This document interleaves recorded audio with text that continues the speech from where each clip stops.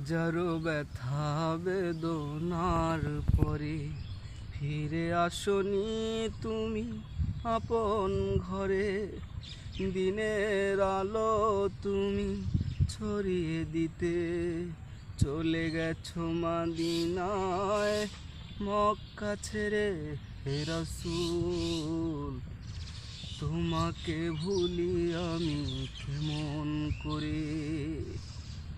খেয়ে না খেয়ে দিন প্রচারের কাজে নিজেকে দিয়েছ তুমি বিলিয়ে।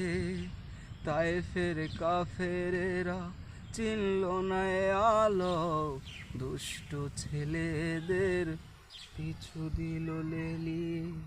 পাথরের আঘাতে ক্ষত বিক্ষত হয়ে সারা শরীর থেকে রক্ত ঝরে।